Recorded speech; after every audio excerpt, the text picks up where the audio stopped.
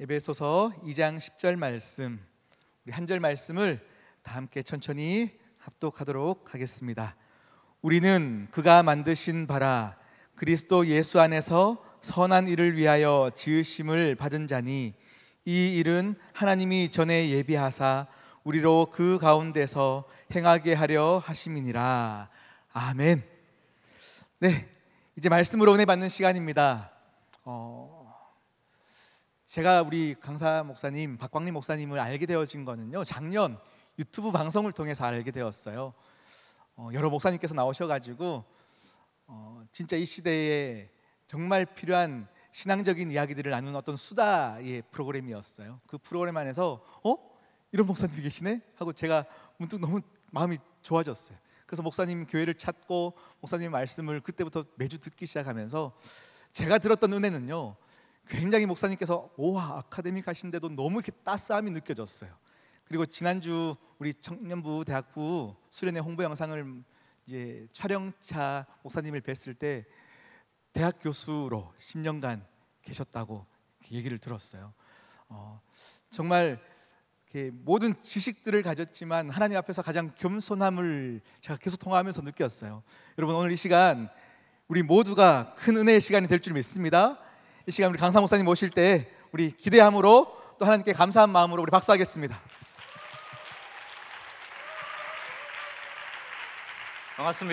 반갑습니다. 예. 환영해 주셔서 감사합니다. 다 같이 얼굴을 보고 은혜 나누면 좋을 텐데 또 많은 분들이 아마 그 영상으로 같이 예배드리라 생각이 들고요. 저는 이렇게 청년 집회 가끔 오게 되면 좀 감회가 남다른 이유가 뭐냐면, 제가 예수를 인격적으로 만났을 때가 대학생 때입니다. 대학생 때고 그 전까지는 모르겠어요. 잘 기억이 안 날 정도로 의미 없이 살았던 시간들 같은데, 제가 지난주 여러분 광고 드릴 때도 카이로스를 말씀드렸던 게, 저는 뭐 이렇게 예수를 믿으려고 수련회 갔던 건 아닌데 그냥 약간 놀듯이, 또 이제 그때 이제 기타를 좀 쳤기 때문에 군대 제대하고 나서 그 목사님께서 야, 너 와가지고 수련회 때 기타 쳐라, 그 맛에 제가 간 건데, 그 3박 4일에 제가 완전히 변화가 됐습니다. 1990년 8월 1일 정확히 날짜를 기억하고 있고, 또 그날 비가 부슬부슬 내리는 날이었는데, 뭐 은혜 은자도 모르고 회개 회자도 모르던 제가 막 이렇게 막 제 잘못을 뉘우치고 회개하고 있더라고요. 그리고 그때 영적인 체험을 하고 그 이후에 하나님을 위해서 살아야겠다 그런 마음을 갖게 됐고, 공부를 또 못했어요. 대학교 때 하도 노느라고 대학교 3학년 때까지 그렇게 뭐 훌륭한 학생이 아니었는데, 그 은혜 받고 돌아와서 3학년 2학기 대학교 3학년 2학기 때부터 뭐 제 자랑은 아닙니다만 하나님의 은혜로 이상하게 알겠더라고요. 공부도 막 제가 공대 출신이거든요. 막 전자기학, 막 공업수학 막 이런 전공을 배우는데도 예전에 이해가 안 됐던 게 이해가 되고 막 알아지고, 이런 특별한 은혜가 있어서 2년 동안 전액 장학금을 받고, 또 제가 대학교 4학년을 잘 마치고 대학원 가고 거기서 박사학위를 하고 교수가 되고 캠퍼스 사역을 통해서 청년들 만나야겠다라는 마음으로 교수를 하다가, 또 하나님의 다른 부르심이 있어서 이제 10년 정도 교수 생활 이후에 2012년도에 목사 안수를 받고, 2016년도에 이제 위례에 있는 데서 개척을 해서 우리는 교회 위아처치라는 이름으로 개척을 해서 지금 만 5년, 이제 6년 차 되는 목회를 하고 있습니다. 이제 그런 맥락으로 보면 청년 때가 참 귀하고, 또 제가 제 삶을 돌아봐도 그 은혜 받고 나서 이후에도 뭐 굉장히 많은 좀 혼란, 왜냐하면 미래에 대한 두려움도 있고 내가 뭘 해야 될까에 대한 막연함도 있고 그럴 때거든요. 근데 요즘 우리 청년들 보면 제가 있었던 그때보다 훨씬 더 조금 복잡한 시대를 살고 있다라는 생각이 듭니다. 제가 그 광고에도 조금 언급을 드렸습니다만, 요 근래 이제 메타버스라고 얘기를 하잖아요. 메타라는 게 초월하다, 버스라는 게 유니버스라는 그 세계에 대한 의미인데, 그럼 메타버스라는 것은 지금 우리가 이 땅에 살고 있는 현실 이외에도 굉장히 많은 세계들이 앞으로 존재하게 된다. 그런 장소들, 그런 공간들, 뭐 여러분들 지금 가상현실이라고 부르는 가장 대표적인 데가 뭐 게임 같은 것도 그렇고요. 요 근래 여러분 뭐 제페토 같은 거, 요즘 SKT에서 나온 뭐 이프랜드 같은 거, 로블록스 같은 거, 이게 다 뭐냐 하면 나름대로 가상세계를 통해서 현실처럼 사람들을 마주대하는 시대를 살고 있거든요.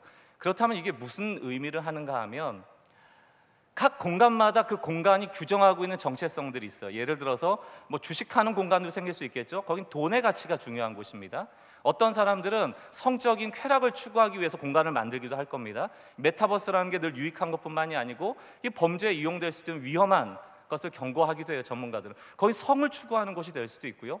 어떤 사람은 뭐 재미를 추구하는 사람들은 뭐 게임이든 재미를 추구하는 공간을 만들어서 그 가치관에 맞도록 거기에 머무를 거예요. 그럼 여러분들이 나는 이것도 가고 저것도 가고 이것도 가고 여러 공간을 떠돌다 보면 무슨 생각이 들까 하면 과연 나는 누군가에 대한 이제 질문을 하게 돼요. 나는 도대체 누구기 때문에 여기를 가고, 난 누구기 때문에 여기를 가고, 난 누구기 때문에 여기를 가는가?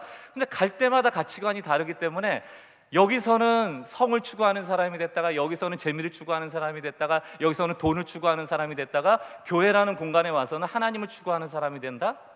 그럼 여러분의 정체성은 무엇인가? 하나님이 여러분에게 넌 도대체 누구냐? 진짜 너가 누구냐라고 말할 때 나는 누굽니다라고 과연 우리는 얘기할 수 있는가?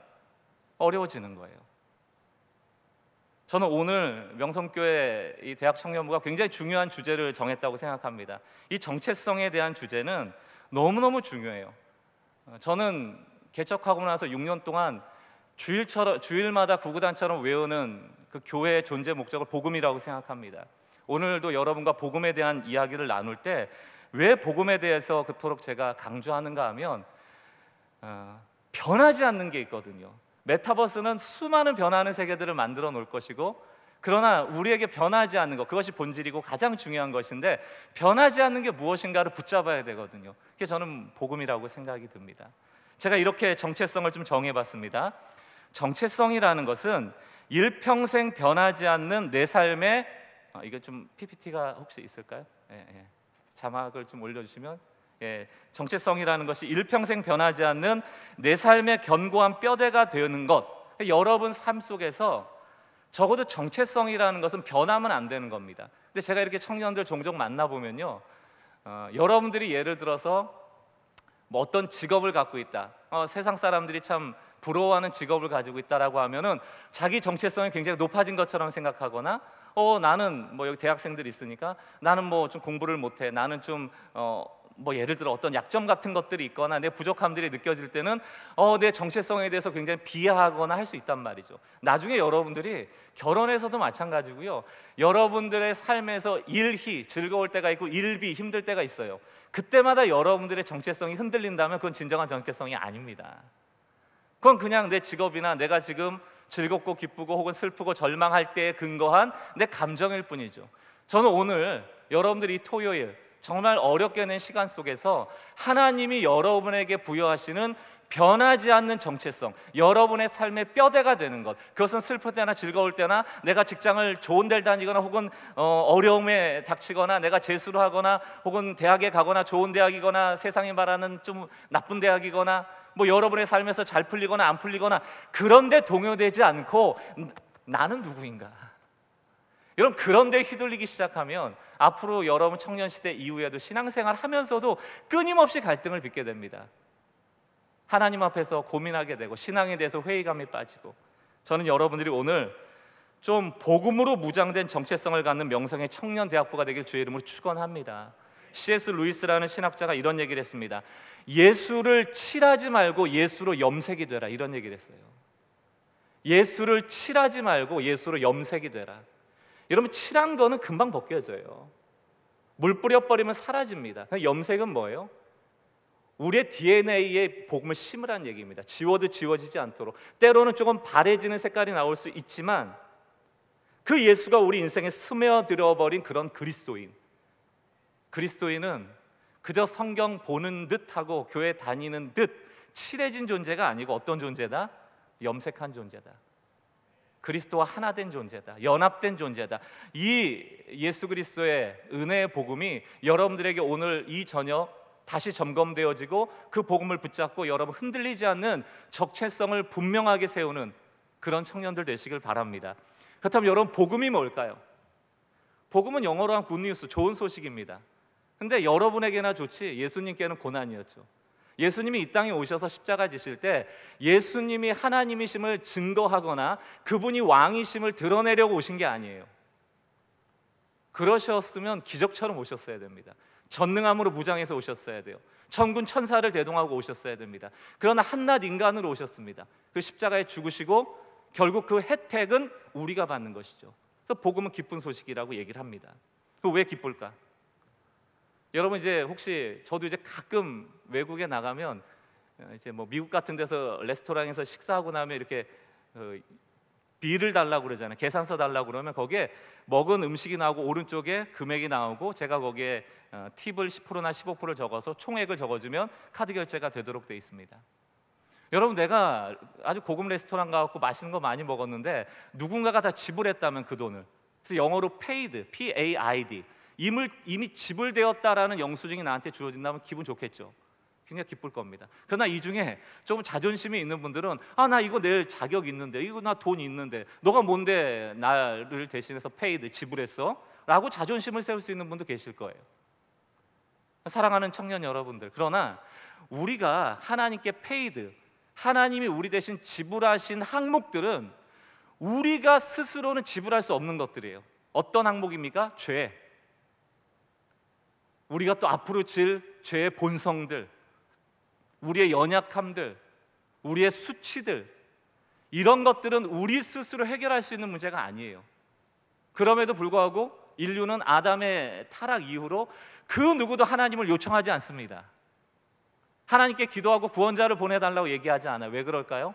우리는 타락했고, 그것도 완전히 타락했고, 하나님을 찾을 수도, 하나님을 알 수도 없을 정도로 타락했기 때문에 우리는 소견에 오른 대로 살아가는 존재가 되었습니다. 죄를 가진 채로, 우리의 수치를 가진 채로, 우리의 죄성을 가진 채로, 그리고 그 죄의 삭은 사망이고 우린 그대로 지옥 가야 되는 사람들이에요. 근데 어느 날 예수 그리스도께서 이 땅에 오셔서 우리의 수많은 죄와 수치의 목록들을 보시면서 paid, 내가 지불했어 라고 말하시는 거예요. 그게 복음이에요. 우리가 할 수 없는 일, 우리가 도저히 해결할 수 없는 죄의 문제를 주님이 해결하신 것입니다. 왜 해결하셨을까요? 이유가 없어요.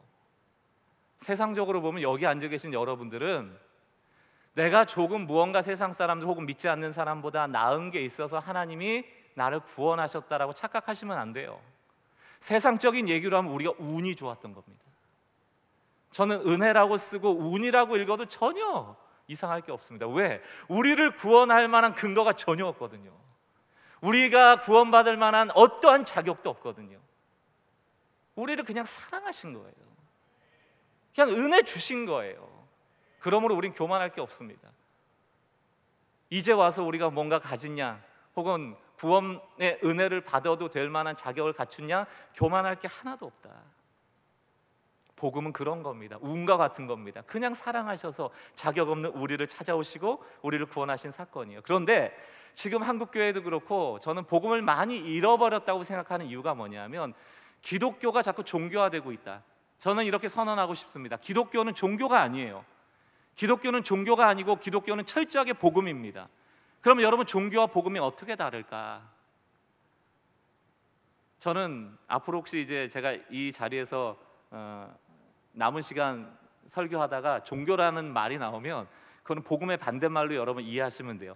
제가 여러분들 중에 혹시 종교성이 있는가 혹은 이 복음을 잘못 알고 있는가를 좀 테스트하기 위해서 그림 하나 좀 보여드릴게요. 이게 여러분 동해안 가면 낙산사 가보셨죠? 낙산사 안 가보십니까? 예수 믿는 사람들은 절에 가면 안 되나요? 예. 저도 작년 여름에 우리 아들들 데리고 낙산사 갔다가 저희 둘째 애가 초등학교 2학년인데 얼마나 신앙이 좋은지 왜 절에 가냐고 저한테 막 뭐라 그래서 아니야, 이거는 그냥 역사 공부하듯이 가는 거야 라고 설득해서 갔거든요. 그래서 가보면 저게 이제 낙산사의 해수 관음상이라고 동해 바다를 바라보이는 큰 그 관음상이 하나 있습니다. 저 관음상 발밑을 제가 오른쪽에 좀 확대해 드렸는데 저게 이제 봉오남 같은 거예요. 이제 돈 넣는 데입니다. 그리고 저 바로 아래 약간 그늘진데 두꺼비 같은 한 형체의 돌이 하나 놓여 있는데 그 돌에 설명이 옆에 나와 있어요. 그게 뭐냐면 삼족섬입니다. 한 번도 안 들어보셨을 거예요. 예수 믿는 우리 청년들이 삼족섬을 알아 뭐 합니까? 모르는 게 좋지. 삼족섬이 왜 삼족섬인가 하면 개구리가 원래 이제 뒷다리가 2개잖아요. 근데 3개라 이거예요. 왜 세 개인가? 이게 좀 이상한 얘기는 하지만 제 인격하고 관련 없는 얘기니까 그냥 편하게 들으세요. 항문에 다리가 있는 거예요. 항문을 막고 있는 겁니다. 그래서 이 삼족섬이 뭐에 효험이 있는가 하면 막 먹긴 먹는데 배설을 안 해. 그 얘기 뭡니까? 저기다 돈을 넣으면 너의 삶에 돈이 나가는 일이 없이 쌓이는 일만 있을 거다. 그래서 그 옆에 삼족섬을 만지면 두 가지 소원이 이루어집니다. 이렇게 적혀 있어요. 무슨 얘기인지 아시겠어요? 그리고 그 두꺼비 모양의 삼족섬 위에는 손때로 까맣게 묻어 있습니다. 많은 사람이 만졌겠죠. 비나이다 비나이다, 돈 좀 많이 벌게 해주세요. 수입이 빠져나가지 않게 해주세요. 제 사업이 잘 되게 해주세요. 뭐 문질러 가는 거예요. 여러분, 종교는 늘 나로부터 출발해요. 내가 원하는 게 있잖아요. 내가 돈 벌기 원하는 게 있으면 그 원함을 가지고 신에게 나가는 겁니다. 그게 종교예요. 그럼 여러분, 복음은 뭘까요? 복음은 반대예요. 복음은 우리가 원하는 게 뭔지도 모를 때 하나님이 우리를 찾아오시는 겁니다. 그러므로 종교와 복음은 방향이 달라요. 우리는 늘 하나님께 이렇게 뭔가 원하고 기도하고 그렇게 나갈 때가 많잖아요. 근데 여러분 잘 생각해 보세요. 제가 이런 얘기 많이 하거든요. 많은 기독교인들이 하나님을 원하지만 하나님을 사랑하지는 않는다, 이런 얘기를 종종 해요. 하나님을 원하지만 하나님을 사랑하지는 않는다. 이게 무슨 얘기일까요? 여러분, 예배할 때, 찬양할 때, 뭐 기도할 때 하나님 도와주세요 엄청 원하는데 그 원하는 이유가 다 뭡니까? 사실은 주님과 교제하고 싶어서, 주님을 더 사랑하기 때문에, 주님을 높이고 싶기 때문에. 그런 분도 있죠. 그러나 많은 경우에는 나의 문제나 내가 해결할 수 없는 것을 하나님께 요청하려고 하죠. 당연히 그럴 수 있습니다. 그러나 종교의 기본적 속성이 내가 해결할 수 없는 문제의 한계를 신을 통하여서 이루기 원하는 것이 종교의 근간이라면, 그리고 기독교가 내가 필요한 것을 하나님을 통하여 얻어내는 것에 한정된다면 기독교는 그냥 종교예요. 그냥 삼족섬 만지는 거를 십자가로 대체한 것뿐입니다. 그러나 기독교는 복음이에요. 하나님한테 얻어내려고 오는 게 아니고 주님께 감사하고 사랑하고 그분과 교제하기 위하여 나오는 것이라는 것이죠. 여러분, 하나님 사랑하기 위하여 이 자리에 나왔습니까? 하나님 더 알기 위해서 이 자리에 나왔습니까? 그렇다면 우리는 복음 위에 서 있는 그리스도인들입니다. 물론 여러분들이 힘들고 어려운 걸 뛰어넘도록 하나님이 도우실 거예요. 그러나 그것은 하나님이 주도해 가시는 인생, 여러분의 삶을 나보다 더 잘 아시기 때문에 하나님이 우리를 이끌어 가심을 믿어야지, 내가 주도해서 하나님을 어떻게 매니플레이션이라고 그러잖아요. 한번 우리가 이렇게 뭐라고 그러죠? 내 맘대로 해보려고, 의도적으로 내 의도대로 움직여 보려고 하는 것, 그것은 종교화되어진 신앙일 수 있습니다. 그래서 저는 오늘 청년들이 좀 하나님께서 나를 찾아오심을 믿었으면 좋겠어요. 그래서 여러분들 로마서 5장 말씀에 보면 하나님이 나를 찾아오실 때 언제 찾아오시는가 하면, 내가 뭐 착하게 살 때, 내가 뭐 기도할 때, 내가 성경 볼 때 찾아오시는 게 아니고 언제 찾아온다고 되어 있습니까? 내가 하나님과 원수 되었을 때, 내가 하나님과 죄인 되었을 때, 내가 하나님 앞에 연약했을 그때 하나님이 찾아오신다고 그러거든요. 오늘 이 자리에서 누가 제일 은혜 많이 받을까요? 이 세 가지예요. 내가 여전히 죄인입니다, 하나님 앞에 겸손하게 나가는 자. 내가 하나님의 원수와 같은 존재라고 내가 주님 앞에 회개하는 자. 내 연약함을 늘 하나님 앞에 부끄럽지 않게 내어놓는 자. 그 자들이 은혜 받는 거예요. 그럼 누가 은혜 못 받을까요? 내 계획으로 가득 차 있고, 내 계획을 이루기 위해 하나님을 이용하려고 하고, 그 이용하는 기도를 하나님 앞에 끊임없이 나열하고 고집하는 인생, 거기에는 하나님의 은혜가 없습니다. 여러분들이 열심히 한 보상은 있을 수 있겠죠. 그러나 은혜는 보상이 아니에요. 여러분이 한 만큼의 대가를 하나님이 주시는 게 아닙니다. 늘 하나님은 내가 생각하는 것보다, 내가 기도하는 것보다 훨씬 더한 것을 주시는 은혜 하나님이시죠. 그것을 바라보는 게 그리스도인입니다. 오늘 이 청년들이 좀 여러분의 주목을, 특별히 청년 때는 내가 한번 해봐야 된다, 그리고 이걸 잘하기 위해서 하나님한테 잘 보여야 된다, 내가 실수하지 말아야 된다, 이런 긴장감들이 많은 것 같은데, 우리 하나님 안에 있다라고 하면 여러분들의 좀 쥔 주먹을 좀 펴셨으면 좋겠어요. 좀 여러분 긴장을 좀 이렇게 내려놓으셨으면 좋겠습니다. 자막으로 그거 한번 보여주시겠어요? 크리소스톰의 이야기. 제가 참 복음을 얘기할 때마다 좀 읽는 이야기입니다. 이 크리소스톰이라는 분은 뭐 교부라고 할 수도 있고 4세기 분인데 다음 장이요. 다음 장 한번 보여주실래요? 이건 여기입니다. 여기부터 이제 쫓아오시면 되겠네. 자, 여러분 잘 보세요. 이 크리소스톰이라는 분이 이야기한 겁니다. 우리가 양으로 남아있는 한 우리는 승리한다. 비록 우리가 늑대 1000마리에 에워싸인다 할지라도 우리는 정복하고 승리한다. 그러나 우리가 늑대가 되는 즉시 우리는 패배한다. 우리는 늑대가 아닌 양을 기르는 목자의 지지를 잃기 때문이다. 여러분 이거를 성경처럼 좀 암기하고 다니세요. 인터넷 찾아보면 다 나옵니다. 여러분 하나님은 우리가 늑대로 드글드글대는 세상과 싸우다가 늑대가 되길 원하지 않으세요. 우리가 괴물들과 대적하다가 우리가 괴물 되길 원하지 않으세요. 악한 자들과 대적하다가 우리가 악인이 되질 않길 원하세요. 선으로 악을 이기길 원하시는데 늑대와 같은 세상 속에서도 우리가 양으로 존재하면서 이기길 원합니다. 그럼 과연 여러분 양이 늑대를 이길 수 있습니까?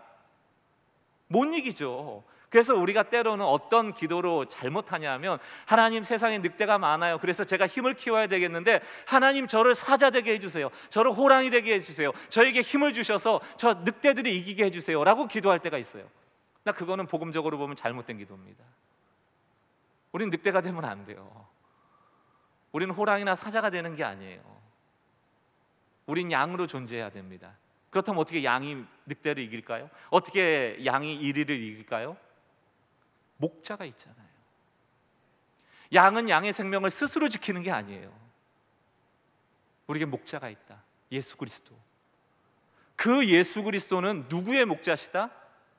양의 목자시다. 그러므로 여러분이 오늘 이 시간 결정해야 될 건 뭐냐면 늑대보다 강한 사자가 되길 원하는가? 아니면 나를 돌보시는 전능한 하나님의 양이 될 것인가를 결정해야 되는 거예요. 이게 굉장히 중요한 결정입니다. 사랑하는 우리 명성의 청년대학부 여러분들, 저는 간절히 바라기는 전능하신 하나님의 자녀들, 예수 그리스도의 양 되시길 주의 이름으로 축원합니다. 정말 축원합니다. 이게 복음의 원리예요. 성경을 볼 때 여러분들이 이렇게 내가 하나님한테 잘해야 돼 라는 마음으로 막 열심히 살려고 열심을 내는 것 너무너무 좋은 겁니다. 그러나 우리의 열심이 복음을 벗어난 열심이 되면 열심히 하면 할수록 해로운 신앙이 될 수가 있어요. 제가 오늘 여러분 잊지 마시라고 복음에 대한 3가지 짤막한 성경의 내용들을 전해드리면서 여러분들이 양으로 존재해야만 더 안전하다라는 말씀을 좀 드리길 원합니다. 3가지 얘기인데 첫 번째는 다윗과 골리앗의 얘기입니다. 다윗과 골리앗 얘기 너무너무 잘 하시잖아요. 자, 질문 드려볼게요. 다윗이 골리앗과 싸우려고 할 때 목적이 뭐였죠? 다윗이 예를 들어 사울 왕이 있었는데 사울 왕이 겁내서 못 나가니까 내가 한번 골리앗을 이겨서 사울 왕의 자리를 내가 한번 빼앗아 보리라, 내가 진짜 왕이 돼 보리라는 마음으로 나갔나요? 아니에요. 하나님의 영광을 위해서 나간 겁니다. 그러면서 자기의 흠을 의지하고 나갔습니까? 아니에요. 하나님이 예전에도 곰이나 이리가 왔을 때 이 물맷돌로 나를 도우셨던 것처럼 오늘 이 골리앗, 짐승이 하나와 같은 골리앗과 싸울 때 하나님 나를 도우소서라는 마음으로 기도하며 나갔잖아요. 그리고 이겼습니다. 만약에 이 다윗과 골리앗이라는 성경을 읽으면서 여러분들이 봐라, 사울처럼 믿음 없는 자가 되지 말고 내가 다윗이 돼야 되겠다라고만 생각한다면 이 성경을 여러분들은 반만 아시는 거예요. 여러분 잘 보세요. 다윗은 승리자가 되려고 간 것도 아니고 하나님의 영광을 위해서 갔어요. 근데 이 싸움은 블레셋하고 이스라엘의 대표자들의 싸움이기 때문에 이 둘 중에 한 사람이 이기는 순간 그 민족의 승리가 되는 겁니다. 그럼 여러분 다윗이 아무도 못 나갈 때 다윗이 나가서 싸워서 이겼단 말이에요. 그럼 이 승리는 누구의 승리예요? 다윗의 승리죠. 그렇습니까? 다윗의 승리이면서 동시에 이스라엘의 승리인 거예요. 칼 한 번 안 들고 창 한 번 안 들고 싸움터에 나오지도 않은 지금 집에서 기다리는 자식들, 아내, 그 모두도 승리한 거예요.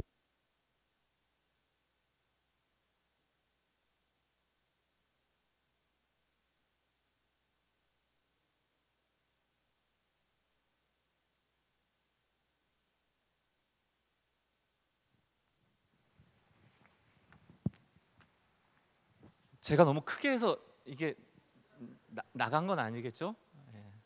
혹시 사인을 주십시오. 혹시 이게 들어오면. 이게 다윗 한 사람의 승리가 아니고 이스라엘의 승리가 된 거. 이게 누구의 예표입니까? 예수 그리스도의 예표예요. 한 사람 아담의 범죄로 말미암아 온 인류가 타락했지만 한 사람 예수 그리스도로 말미암아 모든 인류가 승리자가 되는 겁니다. 그렇다면 그때 구원받은 사람들이 다 승리했어요? 죄로부터 이겼습니까? 아니죠. 그들은 죄와 싸워보지도 않고 때로는 죄 졌던 사람들이에요. 그러나 누가 승리했습니까? 예수가 승리한 거예요. 그리고 그 승리에 하나님이 택하고 부름받은 사람들이 함께 승리자로 동참하는 거예요. 우리가 늑대가 될 필요가 없습니다. 우리가 사자가 될 필요가 없어요. 우리는 승리하신 예수 그리스도 옆에 붙어 있는 겁니다. 그리고 그분의 돌보심을 받는 거예요. 우린 그의 백성이라, 그의 양이라. 여러분, 6월절의 얘기도 한번 드려보겠습니다. 출애굽기에 보면 6월절이 나와요. 이제 애굽으로부터 이스라엘 백성을 내보내야 되는데 그 당시 파라오가 내보내주지는 않죠. 그러니까 마지막 10번째 재앙이 뭡니까? 애굽의 모든 난 것들의 장자들을 다 죽이겠다. 하지만 이스라엘 백성의 장자는 다 살겠다. 대신 너희가 6월절을 제사를 지내고 그 양의 피를 문설주, 문에다가 바르라고 했잖아요. 그러면 죽음의 사자가 패스오버, 뛰어넘어간다 해서 6월절 아닙니까? 그런데 여러분 한번 우리가 상상을 해보자고요. 그때 모세가 여러분 6월절에 양의 피를 가져다가 문설주에 다 바르시면 여러분 장자가 안 죽을 겁니다라고 얘기했을 때 그걸 몇 프로나 믿었을까요? 이스라엘 백성이. 여러분 다 믿으셨을 것 같아요. 여러분들에게 오늘 6월절에 피를 바르면 다 죽는데 너희 집만 안 죽어라고 얘기하면 이 중에 몇 프로나 믿을까요? 여러분 어쩔 수 없이 발랐을 겁니다. 뭐 다른 대안이 없잖아요. 아들이 죽는다는데. 바르면서도 어떤 사람은 믿음으로 바른 사람이 있고 어떤 사람은 야 이거 발라서 무슨 효험이 있겠나 하고 바르는 사람이 있었을 겁니다. 그리고 디데이, 그날이 왔어요. 그리고 방에 다 모였겠죠? 애굽의 장자들이 죽어나가는 소리가 들립니다. 큰 이와 같은 날이 없다 할 정도로 큰 울음이 애굽 사람들에게 일어났다고 하면 그 밤은 정말 두려움의 밤이었을 겁니다. 이스라엘 백성도 그 죽음의 소리를 듣고 피는 발라놨지만 그 방에서는 어떤 일이 벌어졌을까요? 그 안에 만약에 장자가 있었더라면 그 가정 안에 어떤 일이 벌어졌을까요? 나는 문설주를 발랐으니까 아무 문제 없을 거라고 그냥 믿음으로 잔 사람도 있겠지만 제 생각에 저라 해도 많은 분들이 밤새 잠을 못 이루고 혹시라도 내 장자가 죽으면 어떨까 고민했을 겁니다. 걱정한 사람도 있었을 거고 아마 애굽의 장자들이 죽는 소리를 들으면서 혹시 내 아들이 죽지 않을까 껴안고 우는 사람도 있었겠죠. 결론은 문설주를 믿음으로 발랐던 믿지 않고 발랐던 그 안에서 그 사실을 조금 믿었던 덜 믿었던 아니면 완전히 믿었던 안 믿고 울었던 죽음의 사자는 노크하고 우리의 믿음을 점검한 후에 우리를 살려주지 않고 그 어린 양의 피만 보고 넘어가는 거예요. 여러분 우리가 대단한 믿음이 있기 때문에 하나님이 일하시는 게 아닙니다. 우리는 그저 하나님의 아름다운 계획과 섭리가 주권 아래 있기 때문에 그 사랑이 있기 때문에 지금까지 이 순간까지 우리가 걸어올 수 있는 거예요. 그 어린 양의 피가 우리를 살리는 겁니다. 마지막 얘기는 광풍 속에 있던 제자들의 얘기예요. 여러분 제자들이 광풍을 만나요. 광풍이라는 거는 무슨 미친 바람이란 뜻 아닙니까? 웬만한 풍랑은 뱃사람들이기 때문에 다 감당할 수 있었지만 광풍이라는 건 미친 바람이기 때문에 누구도 감당할 수 없었습니다. 그때 예수님은 배 밑에서 주무시고 계셨고 제자들은 이 광풍을 어떻게든 이겨보려고 애를 썼습니다. 그러나 감당할 수 없어요. 그리고 예수님을 찾아와서 뭐라고 얘기합니까? 주여 주여 우리가 죽게 되었나이다. 정확한 현실을 파악한 거예요. 이 광풍이라면 죽는 거예요. 배 뒤집어지고 누구도 감당할 수 없다. 그때 예수님이 그 제자들을 향해서 뭐라고 얘기하십니까? 믿음이 적은 자에 왜 의심하였냐? 믿음이 적다 하거든요. 그럼 우리는 이런 식으로 생각해요. 아 그렇다면 제자들은 믿음이 없어서 이 광풍을 이기지 못했지만 나는 믿음을 가지고 이 광풍도 이겨야지라고 혹시 적용하시는 청년이 있다면 제가 좀 권면드립니다. 하지 마세요. 광풍 이기려고 하지 마세요. 못 이겨요. 우리가 어떻게 광풍을 이깁니까?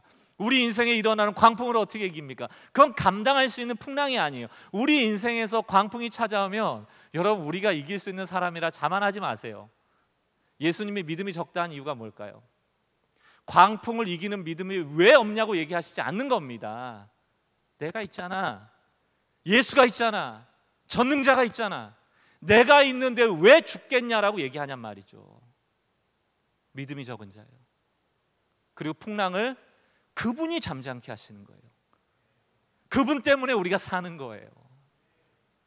사랑하는 명성 대학 청년부 여러분, 저는 여러분들에게 정말 간곡히 권면합니다. 예수 믿으세요.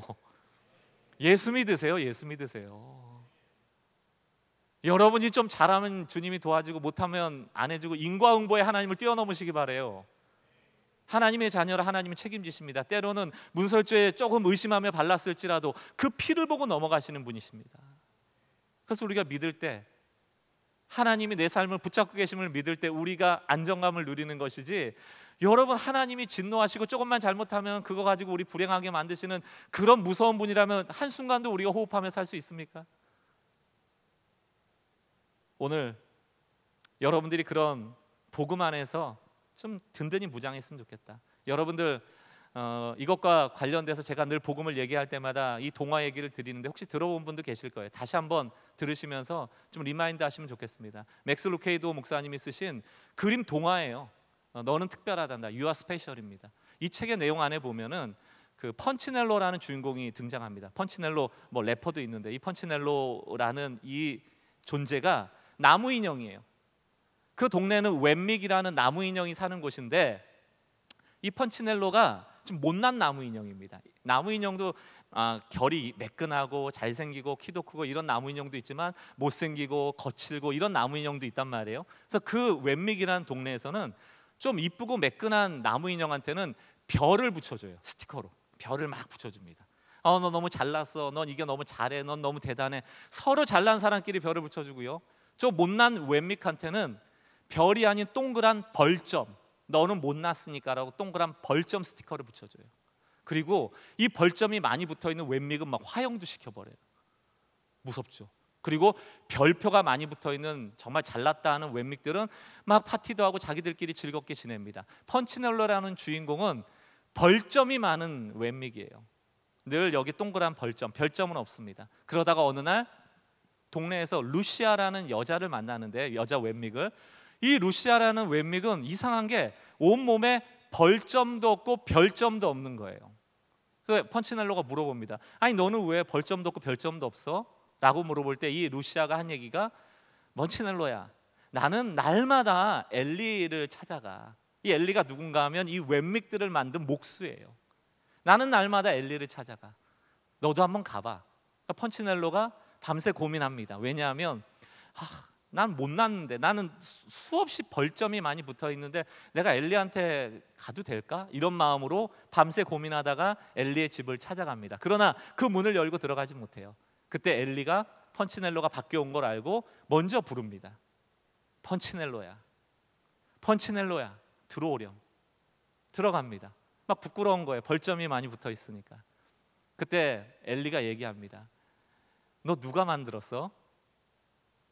내가 만들었어. 그러면서 그 책의 제목 You are special. 너는 특별해. 내가 알아. 누가 제일 잘 알아요? 엘리가 엘리의 그 창조자의 생각대로 만들었잖아요. 내가 널 특별하게 만들었다니까. 세상 사람들이 너에게 벌점 주고 별점 주는 거 그거 생각하지 마. 너는 특별해 라는 것을 믿는 순간 벌점이 하나가 떨어져요. 그리고 엘리가 얘기합니다. 펀치넬로야, 날마다 와. 날마다 나를 찾아와. 이제 날마다 가면 어떻게 될까요? 몸에 붙었던 모든 벌점이 떨어지겠죠.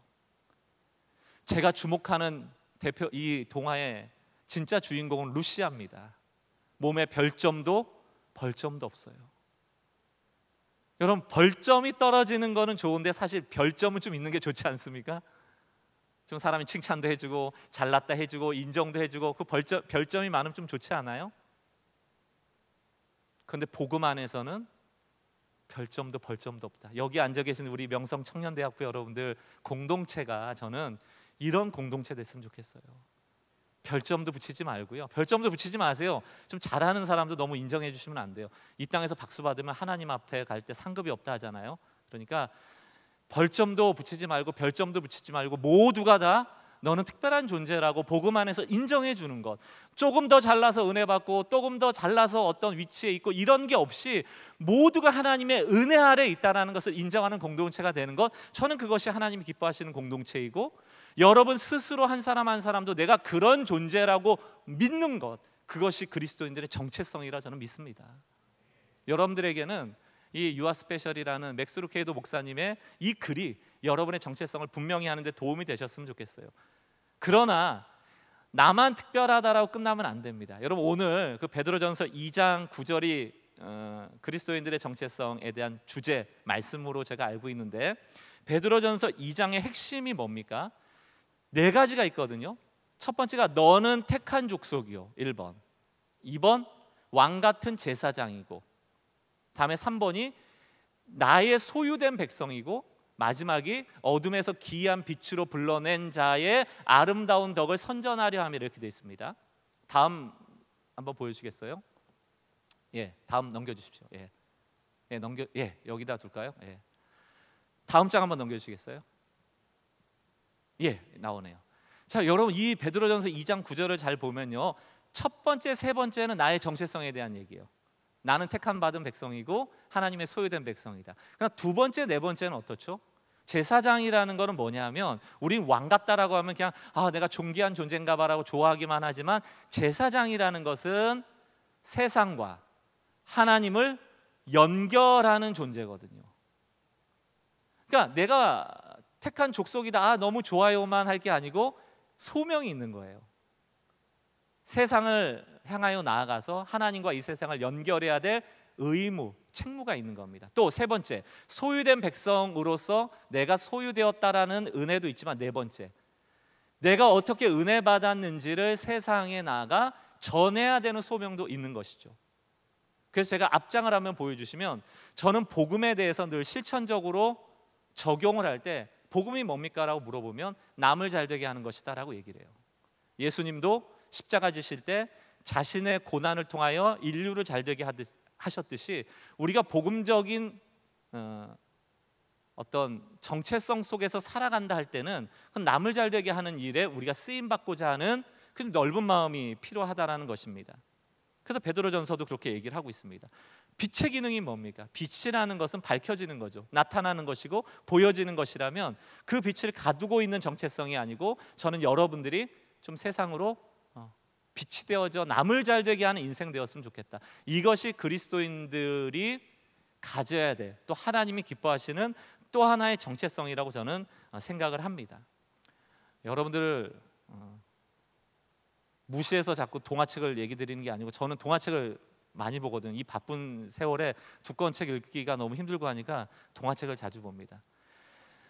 유아 스페셜이라는 책이 여러분 스스로의 정체성을 붙잡는 책이라면, 또 한 권의 책을 소개해드리고 싶은데, 그거는 오리건의 여행이라는 겁니다. 오리건이라는 데는 미국 서부 지역인데요, 여러분 포틀랜드 혹시 아시나요? 포틀랜드 지역에 가면 그 이제 오리건 지역이라고 숲이 아주 울창하고, 이제 미국 사람들도 좀 이렇게 쉼을 얻으러 할 때 오리건 지역을 많이 오거든요. 오리건 여행인데 지금 주인공이 광대하고 곰입니다. 제가 잠깐 얘기를 드릴게요. 광대가 이제 서커스 단에 광대 노릇을 하는데, 저 곰도 서커스를 하는 곰이에요. 근데 서커스가 다 끝나고 이제 곰은 당연히 이제 철장 안으로 들어가지 않겠습니까? 철장에 들어가 있는 곰을 지나서 숙소로 가려고 하는 광대가 곰을 쓱 보는데, 이제 동화니까 곰이 말을 거는 거예요. 나 좀 꺼내줘. 나는 내 고향 오리곤으로 가고 싶어. 이렇게 얘기하는 거예요. 광대가 뭔 소리야 그러고 그냥 지나쳐 자기 숙소로 지나갑니다. 근데 숙소에 가서 생각을 하니까 자꾸 떠오르는 거예요. 곰 불쌍한데. 그래서 다시 돌아가서 철장문을 열고 곰을 꺼내서 피츠버그에서부터 오리곤까지 여행을 하는 책이 이 책입니다. 그런데 이 곰이 얼마나 많이 먹어치우는지, 한 번 먹을 때 햄버거를 200개씩 먹는 거예요. 그럼 여러분이 광대가 돈도 없는데 그 하루 저녁 여관 가서 햄버거 200개 먹이고 나니까 돈이 똑 떨어진 거죠. 그러고 나서 뭐 히치하이킹하고 뭐 이제 막 어렵게 이제 오리곤까지 가는 여정입니다. 근데 그 여정 중에 제가 좀 인상 깊게 봤던 장면이 뭐냐면 히치하이킹을 했어요. 트럭을 곰하고 이제 광대가 탔는데 운전기사가 물어보는 거예요. 광대 양반, 이제 서커스 탄 원도 아니고 서커스를 할 것도 아닌데 그 코에 빨간 고무코 좀 떼지 그러쇼, 이렇게 물어봐요. 광대니까 빨간 코를 여기다 고무코를 끼고 있으니까. 근데 이 광대가 참 뭐라 그럴까요? 슬픈 얘기를 해요. 내가 너무 오랫동안 광대의 삶을 살다 보니까 이제 이게 살같이 붙어버린 것 같아요. 그래서 붙이고 있으나 떼고 있으나 뭐 상관없고 붙이고 있어도 그냥 모르겠다, 이런 말을 하고 쭉 여행이 진행됩니다. 그리고 오리건에 겨울에 도착을 해요. 오리건의 그 큰 수풀에 눈이 내리고 있는데 곰이 얼마나 좋은지 그냥 광대한테 빠이빠이도 안 하고 그냥 막 숲으로 가버립니다. 그럼 이제 광대가 혼자 남았을 거 아니에요. 이게 이제 마지막 그 동화의 장면입니다. 광대가 좀 쓸쓸해 보이지만 그 오리곤의 눈길을 가고 있는 뒷모습. 근데 여러분 보이세요? 발자국 그 앞에 빨간 코가 이렇게 딱 떨어진 거예요. 저는 이 동화를 읽으면서 여러분 어떤 느낌이 드시는지 모르겠지만 곰과 광대의 인생은 전혀 관계가 없어요. 이건 뭐 철장에서 빼준다고 해서 뭐 광대한테 더 좋은 일이 있는 것도 아니고 게다가 오리곤까지 어떻게 가냐고요. 그러나 전혀 내상과는 무관해 보이는 곰의 여정을 함께 해주면서 오리곤의 자유를 준 겁니다. 다시 말하면 곰이 있어야 될 곳, 곰의 정체성을 가장 드러낼 수 있는 숲으로 인도했어요. 그러나 광대는 오리곤 숲에서 살 수 없습니다. 오리곤이 있어야 될 것도 아니고 광대의 정체성을 찾을 수 있는 곳은 오리곤이 아니에요. 그런데 놀랍게 그 곰을 데려다주고 자기 혼자 떠나는 길에서 비로소 광대라는 정체성이 떨어져 나가는 거예요. 여러분, 우리가 복음의 삶을 살아가는 그리스도인이라는 정체성으로 산다는 게 무엇일까를 곰곰이 생각해 보면 첫 번째로는 하나님의 소유된 백성이라는 자기의식, 승리자 대신 예수 옆에 붙어 사는 양으로서 살아간다는 자기의식이 첫 번째라면 두 번째는 뭡니까? 남을 잘 되게 해야 돼요. 우리는 나랑 좀 유사한 사람, 나랑 코드가 잘 맞는 사람하고 친하게 지내고 뭐 그런 사람들하고는 어울려 지내지만 나와 좀 이질적인 사람이나 또 나와 상관없는 사람, 나에게 유익이 되지 않는 사람, 굳이 만나서 나한테 이득을 주지 않을 것 같은 사람하고는 거리를 두고 살아갑니다. 그러나 복음이 말하는 그리스도인의 정체성은 아까 전에 얘기한 것처럼 그 누구에게라도 이 어둠에서 귀한 빛으로 들어가게 하신 하나님의 그 은혜를 전하고 그를 돕고 성경이 말하는 4대 취약계층인 고아와 과부와 가난한 자와 나그네라고 상징되어지는 나와는 무관해 보이는 자들을 환대하고 도우라는 이 메시지를 우리가 어떻게 감당해낼 것인가에 대한 고민이 필요한 겁니다. 제가 요즘 읽고 있는 일의 기술이라는 책이 있습니다. 제프 고인스라는 분이, 이분도 이제 크리스찬 같아요. 일반 자기계발서도 쓰시는 분인데 그 책에 보니까 이런 얘기를 했습니다. 인생이란 다른 사람들의 삶에 미치는 영향을 빼면 아무 의미가 없다. 여러분, 세상 사람들도 이런 생각을 해요. 인생에서 내가 다른 사람한테 미친 영향 있잖아요.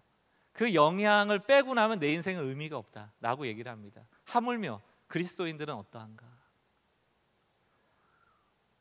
여러분, 직업이라는 것, 우리는 조금 실용주의 관점에서는 occupation이라는 영어 단어를 씁니다. occupation이라는 건 occupy라는 내가 소유했다라는 개념이잖아요. 내가 직업을 갖는다를 강조하는 측면이 있다면 사실 이 뭐라 할까요? 칼빈과 같은 좀 개혁주의, 개혁신앙에서 비춰보면 occupation이라는 단어보다 vocation을 씁니다. 소명이라는 단어를 쓰죠. 보컬이라는 게 부르다는 것 아닙니까? 이 직업의 직자라는 것은, 업이라는 건 생계를 유지하기 위한 내 밥벌이라는 뜻이 있다면 직이라는 것은 내가 살아가는 공동체 안에서 내가 해야 될 역할을 말하는 거거든요. 직이. 그러니까 기본적으로 보케이션이라는 직업, 여러분들 지금 뭐 많은 직업이나 내 소명을 찾는 일이나 관심이 많으실 텐데 거기에는 공동체를 빼거나 내가 남에게 주는 혜택을 빼버리면 그저 밥벌이라는 업만 남으면 그건 하나님이 기뻐하시는 소명이나 직업은 아니에요. 그러므로 우리가 예수 믿는 자녀로서의 정체성을 가질 때 꼭 기억하셔야 될 것은 내가 남을 잘되게 하는 일에 쓰임받고 있는가에 대한 체크를 하셔야 됩니다. 그것만이 하나님이 의미 있다 보시는 일이기 때문이죠. 그리고 보면 성경 안에는 뭐 남을 잘되게 하는 얘기가 굉장히 많습니다. 대표적인 게 여러분 헤세드라는 얘기 들어보셨어요? 헤세드라는 게 이제 사랑이다 이런 표현이기도 한데 이 헤세드를 조금 더 풀어 설명하면 하나님이 우리한테 은혜 주셨잖아요. 그럼 여러분 이 은혜에 감사해서 하나님께 이 은혜를 갚고 싶잖아요. 어떻게 갚아요? 하나님이 없는데 어떻게 갚아요? 하나님 우리 헌금하면 그 돈을 가지시는 분도 아니잖아요. 헤세드는 뭐냐 하면 삼각관계 같은 겁니다. 하나님이 나에게 베푸신 은혜를 내가 하나님께 갚을 때 사람을 통해 갚는 거예요. 이게 헤세드입니다. 미가서 같은 데 보면 너희가 천천의 수양을 가지고 수많은 올리브 기름을 가지고 또 송아지를 잡아서 심지어는 인신제사를 통해서 나를 기쁘게 할 수 있을 것 같으냐? 아니다. 너희는 정의를 사랑하고 인자를 사랑하고 하나님과 함께 걸어라 할 때 인자를 사랑하는 얘기가 뭡니까? 너에게 준 은혜를 사람에게 갚으라는 거예요. 반대되는 얘기도 있습니다. 고르반. 고르반은 오퍼링이라는 뜻이에요. 드림되었다 이런 뜻이거든요. 많은 초대 바리새인들 유대 종교 지도자들은 고르반을 강조했는데 뭡니까 이게? 하나님께 물질을 드렸으면 돈을 드렸잖아요. 그럼 내가 돈이 없잖아요. 그럼 부모님은 안 섬겨도 된다는 거예요. 부모님한테 가서 아이고 아들아 나 좀 도와줘라 하면 엄마한테 가서 아빠한테 가서 뭐라고 그러면 돼요? 어머니 아버지 저는 하나님께 드렸으니 저의 할 일은 다 했습니다. 끝. 이게 고르반이에요. 헤세드의 반대편에 있는 얘기입니다. 우리가 신앙생활한다는 실체가 뭘까? 아 주여 난 하나님의 소유된 백성입니다. 은혜 주시고 감사하고 찬양하고 눈물 흘리고 위로받고 끝. 시 아니고 하나님은 늘 우리가 이 헤세드 하나님께 받은 은혜를 사람을 통해 갚기를 원하세요. 그리고 보면 여러분 지금 청년부 안에 옆에 있는 또 여러분 직장에서 여러분들 동료들 학교에서 친구들 다 보냄받은 자들로서 그들을 어떻게 좋게 섬길 것인가에 대한 정체성을 가진 자들이에요. 제가 오늘 요나서를 좀 간단하게 여러분 잘 아시니까 지난번에 또 목사님 설교도 하신 것 같은데 요나서 잘 아시죠? 요나서는 참 재밌는 성경인 게 다른 선지서는 하나님이 이렇게 선지자들을 통해서 대언한 얘기들이 많습니다. 막 수십 장에 걸쳐서 하나님의 음성을 적었던 선지자들이 많은데 요나서에는 딱 5단어 나오거든요. 요나서 4장에 걸쳐 있는 동안 5단어 나오는데 그게 이제 니느웨에 가서 40일이 지나면 무너질 거다를 외치라는 얘기거든요. 근데 요나는 그 한 문장을 안 하고 싶어서 한 800km, 700km 떨어져 있는 니느웨라는 아수르의 수도, 다시 말하면 좀 이스라엘하고는 적대시되는 그 땅으로 가기 싫어서 무려 5배나 되는 스페인까지 반대쪽으로 배를 타려고 다시스를 향해 가는 거예요. 그 여러분 5배나 먼 데로 도망간다는 얘기가 뭡니까? 죽어도 하기 싫다는 얘기죠. 그러나 이제 고래 뱃속에 들어갔다가 어쩔 수 없이 이제 니느웨라는 적국의 땅에 가서 회개를 선포했더니만 희한하게 또 이 악행을 저질렀던 니느웨가 회개를 했잖아요. 그때 요나의 감정을 표현한 게 뭐냐면 요나가 심히 싫어하고 성낸다 이렇게 표현합니다. 심히 한번 자막 있나요?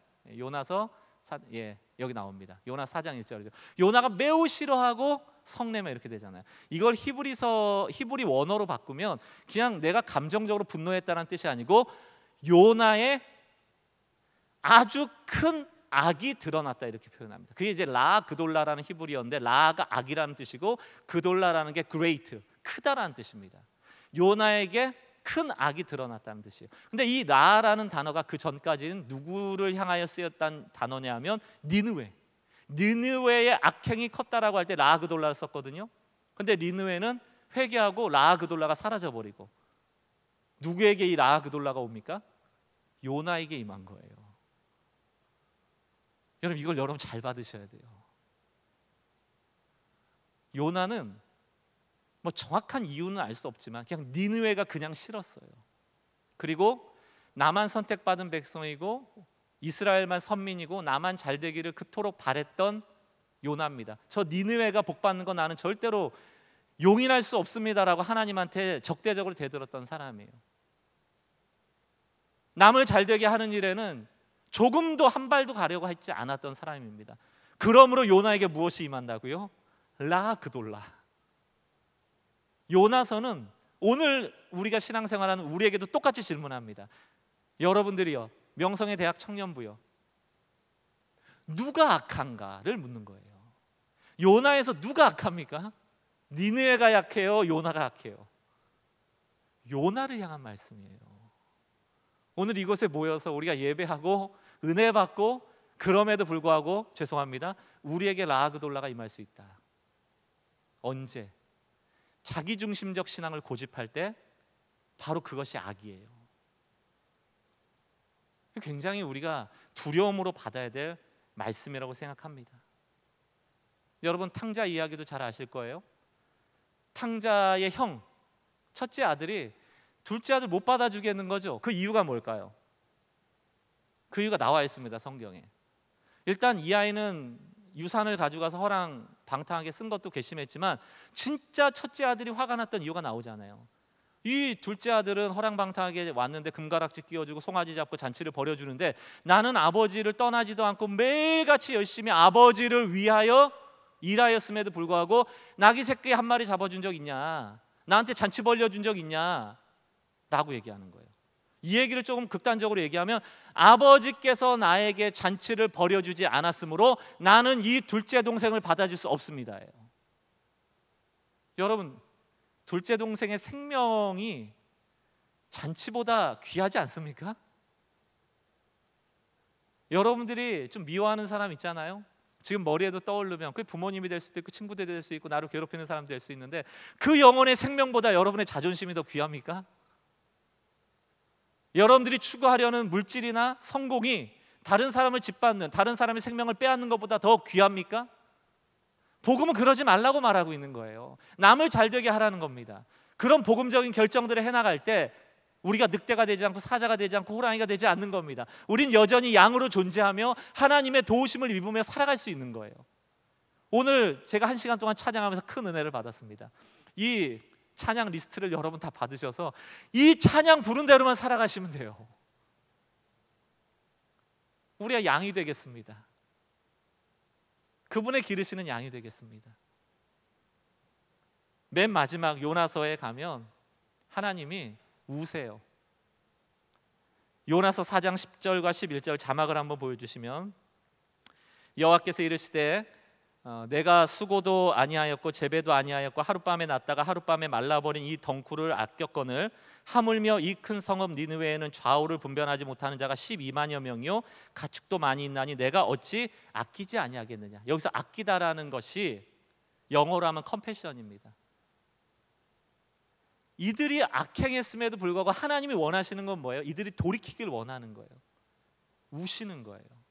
요나가 바뀌지 않아요. 라그돌라에 사로잡혀서 끝까지 내가 옳습니다라고 주장할 때 하나님이 우시는 거예요. 니느웨를 보면서 우시는 거예요. 우리 찬양 중에 있죠? 아버지의 마음이라는 찬양. 아버지 당신의 마음이 있는 곳에 나의 마음이 있기를 원해요. 아버지 당신의 눈물이 있는 곳에 나의 눈이 있기를 원하고 아버지가 가시는 그 길에 나의 발이 있기를 원합니다. 이게 소명이죠. 이게 우리의 정체성인 것입니다. 오늘 하나님의 관심이 여러분들의 관심이 되어져서 여러분들과 하나님 함께 좀 동행했으면 좋겠고요. 저는 좋아하는 말이 하나님이 나와 함께 하신다보다는 하나님과 함께 걷는다라는 표현을 좋아합니다. 함께 하신다라고 그러면 뭔가 이렇게 좀 추상적이에요. 그냥 느낌? 그리고 하나님이 함께 안 하시는 것 같으면 좀 실망하고 이러는데 함께 걷는다라는 것은 우리가 순종하며 살아가겠다는 거거든요. 여러분 하나님의 길이 어떤 길일까요? 그건 공의로운 길입니다. 약자들을 돕는 길입니다. 남을 잘되게 하는 길입니다. 그러나 우리의 길은 때론 이기적이에요. 욕심입니다. 탐욕이고 때론 나만 잘되기를 원하는 거예요. 그 길에 서서 기도하면서 하나님을 우리의 길로 오게 하는 그건 잘못된 기도죠. 당연히 하나님이 들어주지 않는 기도입니다. 그러나 함께 걸어가는 기도, 하나님의 길에 서서 하는 기도를 하나님이 들어주시죠. 그것이 그리스도인의 정체성이고 그 정체성이 있는 자가 걷는 소명의 길이고 그것이 여러분들의 인생에서 직업이 되셨으면 좋겠어요. 게다가 여러분 요즘은 여러분 일평생 사는 동안 한 가지 직업으로 못 산다 하더라고요. 6번 바뀐답니다. 저는 좋은 것 같아요. 하나님이 그때그때 음성을 주셔서 또 길을 보여주셔서 또 실패를 통하여 또 길도 이렇게 꺾어주셔서 순종하며 가다 보면 꼭 직업이 하나일 필요가 있겠습니까? 남을 잘 되게 하고 하나님의 영광 드러내는 곳곳에서 여러분들이 선한 영향력을 미쳤으면 좋겠어요. 숫자 판단하지 마세요. 몇 명, 얼마나 큰 거가 중요한 게 아니고 한 사람이라도 내가 선한 영향력을 미치고 있는가가 중요한 것이죠. 선한 영향력. 제가 이런 얘기를 쭉 이제 설교를 하고 나면 좀 미안함이 들 때가 있습니다. 왜냐하면 요즘 세상이 그렇더라고요. 내가 잘해주면 좀 손해보는 세상이에요. 그러니까 좀 고마운 줄도 알고 내가 잘 대해주면 감사를 표현해주고 하면 좋은데 어떤 분들은 마땅히 여기고 당연히 여기기도 하고 그래서 상처받을 때도 있어요. 여기 아마 목회자들 저는 명성 이 청년대학부 목사님도 대단하신 것 같은 게 제가 오늘 앞에 찬양할 때 큰 은혜를 받았는데 우리 배 목사님 저 찾아오셔서 이제 이렇게 좀 이야기도 나누면서 얘기 끝나고 나서 원주 수양관 가신다고 해서 왜 가냐고 그랬더니 이 찬양 준비하러 간다고 그러더라고요. 그러면서 이 청년부 오늘 이 집회를 위한 마음, 헌신하고 싶은 마음 어떻게 해서든지 이 줌이란 이런 온라인이라는 한계를 넘어서 우리 청년들에게 좋은 거 주고 싶어하는 마음이 너무 느껴졌어요. 이제 목회자의 마음이잖아요. 근데 여기 목사님들 말은 안 하시지만 이렇게 사랑으로 막 청년대학부한테 쏟아붓다 보면 상처받을 일이 사실 많습니다. 저도 목회하면서 사람이 준 것만큼 받지 못할 때 누구나 상처를 받거든요. 근데 목회라는 길이 좀 그런 길 같아요. 여러분도 마찬가지일 겁니다. 이런 말씀 듣고 나도 한번 잘해보리라 하는 마음으로 좀 잘해주려고 해도 그게 잘 안 되거나 혹은 오히려 그것 때문에 상처받는 분들이 계시잖아요. 근데 여러분 포기하시면 안 돼요. 저는 꼭 권면드리고 싶습니다. 베드로 사도가 얘기했던 것처럼 우리가 살아가는 이 땅은 순례자다. 그러니까 정확히 정체성을 말했거든요. 우리는 나그네다 이렇게 얘기했습니다. 왜냐하면 이것이 본향이 아니고 아버지의 집이라는 본향이 있기 때문에 이 땅 가운데서 사는 방식을 그 하늘의 천국의 삶의 방식으로 살아가길 원하시는 거죠. 당연히 나그네는 천대받습니다. 순례자는 집이 없기 때문에 멸시받을 수도 있어요. 그럼에도 불구하고 하나님이 우리에게 원하시는 것은 남을 잘 되게 하는 삶. 우리는 복음으로 이미 잘 되었으므로 우리는 예수를 통하여 이미 복받았으므로 이 복을 나누는 삶을 하나님은 오늘도 요청하고 계시고 지금 세상 사람들을 향하여서 저 사람은 나쁜 사람이야 손가락질하기 쉽지만 하나님은 똑같이 우리와 같이 손가락질하고 계시는 것이 아니고 그들을 향하여 울고 계시다. 이것이 요나를 통하여 우리가 알기 원하는 주님의 마음이라고 생각이 들어요. 호세아서를 읽으면서 저는 3장 1절에 이런 얘기가 있거든요. 호세아서 아시죠? 호세아에게 하나님이 주신 명령이 음란한 여인과 결혼하라 이 명령이에요. 선지자인데. 그런데 이 고멜이라는 음란한 여인이 그냥 잘 살았으면 좋은데 바람을 핍니다. 지금 검은 자막이라 잘 안 보이지만 제가 한번 읽어볼게요. 호세아 3장 1절. 너는 또 가서 타인의 사랑을 받아 음녀가 된 그 여자를 사랑하라 하시기로. 여러분 1장에서도 너는 음녀한테 가서 결혼하라고 했는데 바람나서 도망간 여인을 또 뭐라고 명령하세요? 너는 또 가서 타인의 사랑을 받아 멋지게 쓰여졌지만 바람펴 도망간 그 여자를 사랑하라라고 되어 있습니다. 쉬운 영어 단어로 제가 이렇게 표현할 수 있어요. Go again, 또 가라. 그리고 and love, 또 사랑해라. 또 이렇게 해석할 수 있습니다. Go, 또 가라. 그리고 love again, 또 사랑하라. 우리 모든 그리스도인들의 정체성을 가진 소명자들에게 하나님이 오늘 부탁하시는 게 그거예요. 힘들지. 양으로 사랑하는 거 힘들지. 햇새들을 사랑하면서 살아가는 거 힘들지. 내 이기심과 탐욕대로 살아도 지금 성공할까 말까 이 시대 속에서 남을 도우며 남의 손을 붙잡고 살아가는 거 힘들지. 미워하는 사람한테 손 내미는 거 힘들지. 너 싫어하는 사람한테 손 내밀어 주는 거 힘들지. 나그네 나하고 아무 관계가 없고 나한테 이득을 줄 것 같지 않은 사람을 환대하는 거 힘들지. 그러나 go again, 또 가라. 그리고 go love again, 또 사랑하라. 근데 그냥 가라는 게 아니에요. 그 바람난 남자한테 준 선물 가지고 가래요. 나귀에 싣고 한 보리 한 호멜 반, 나귀에 가득 보리를 실어서 2마리 나귀 끌고 가라는 겁니다. 누굴 위해서? 고멜 데려오기 위해서. 여러분, 이 그림 언어가 누구를 향하고 있어요 지금?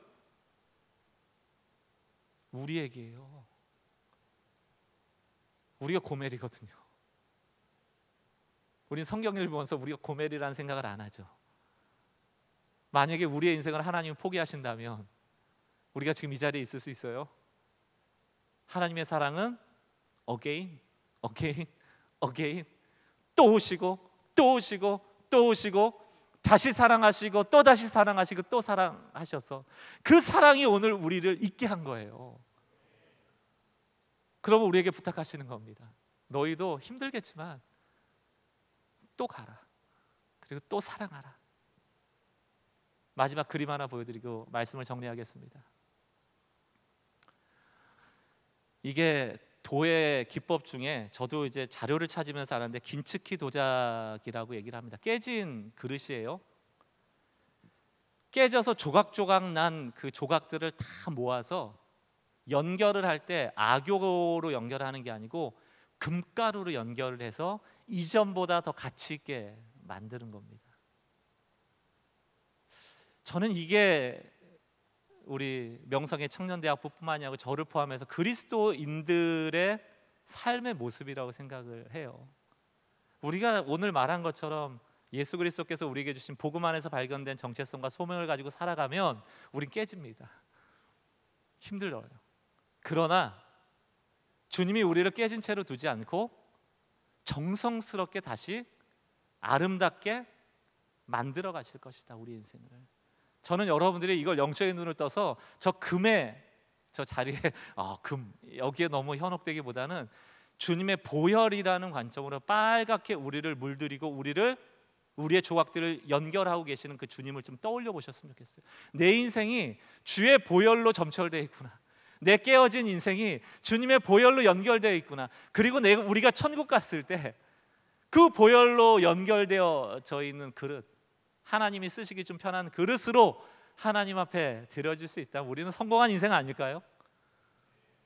우리 좀 하나님이 기쁨이 되어지는 인생이 되었으면 좋겠어요. 저는 직업도, 여러분의 물질도, 여러분의 성공도, 여러분의 정체성을 끝까지 유지시켜주지 못한다고 생각합니다. 오로지 우리가 일평생 사는 동안 우리를 흔들 수 없는, 흔들리지 않는 정체성을 갖도록 하는 것은 복음입니다.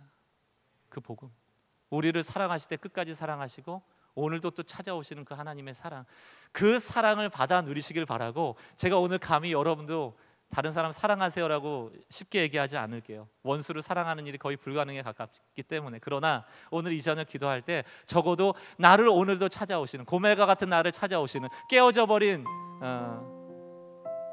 그 사기 그릇 같은 우리를 찾아오셔서 정성스럽게 하나하나 연결하면서 우리의 이름을 부르면서 박 목사 힘들지? 그런데 내가 이런 삶 원해. 그러면서 다시 붙여주시고 다시 일어서게 하시고 다시 걸어가게 하시고 또 주님을 위한 삶을 살아낼 수 있도록 늘 도우시는 그 목자의 도움을 의지하면서 우리가 좀 이 길을 함께 걸어갈 수 있었으면 좋겠어요. 우리 같이 성도의 노래 부르고 우리 기도의 시간 가지려고 하는데요, 이 가사도 마찬가지입니다. 환난, 가난, 고난, 수고로움, 그 안에서 믿음 지키는 거예요. 우리가 기도해서 환난, 고난이 없어지는 것이 아니고 똑같이 찾아오는 그 고난을 우리가 감내해 나가는 믿음을 갖는 것입니다. 그리스도 안에서 새롭게 하신다. 그리스도로 인하여 자유케 하신다. 그러므로 우리는 무명해도 좋다. 그러나 주님께서 우리를 유명하다 하실 것이다. 우리를 높여주시는 그 주님만 바라보는 우리 대학 청년 되시기를 주의 이름으로 축원합니다. 우리 찬양하고 기도하는 시간 갖겠습니다. 환난 가난 고난, 환난 가난과 고난, 수고로움 속에도 성도는 그 믿음을 지켰네. 주를 섬기는 일에 자신을 다 드리며 진리의 말씀과 성령으로 그 길을 걸었네. 다시 한번요. 환난 가난 고난, 환난 가난과 고난, 수고로움 속에도 성도는 그 믿음을 지켰네. 주를 섬기는 일에 자신을 다 드리며 진리의 말씀과 성령으로 그 길을 걸었네.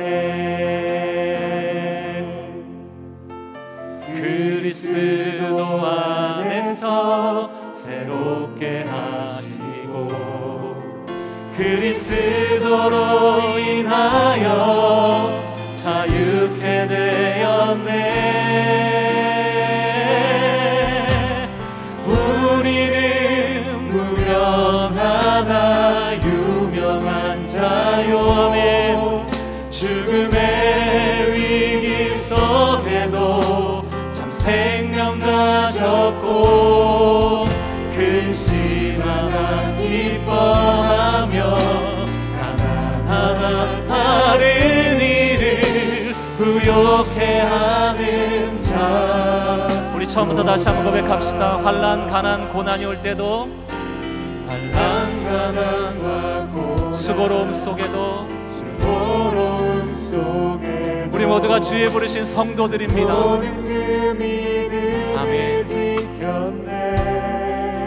주를 섬기는 일에 자신을 드리며 다 드리며 진리의 말씀과 성령으로 그 길을 걸었네. 우리가 그리스도 안에 있습니다. 그리스도 안에서 새롭게 하시고 그리스도로 인하여 우리가 받은 은혜의 복음을 바라보며 주님께서 주신 은혜를 바라봅니다. 우리는 무명하나 유명한 자요. 죽음의 위기 속에도 참 생명 가졌고 근심 하나 기뻐하며 하나하나 다른 일을 의욕해 하는 자. 우리는 무명하나 유명한 자요. 무명하나 유명한 자요. 죽음의 위기 속에도 참 생명 가졌고 근심 하나 기뻐하며 하나하나 다른 부욕해 하는 자. 모든 것 가진 자로다. 모든 것 가진 자. 다시 한번 선포합시다. 주 안에서 모든 것 가진 자로다. 모든 것 가진 자로다.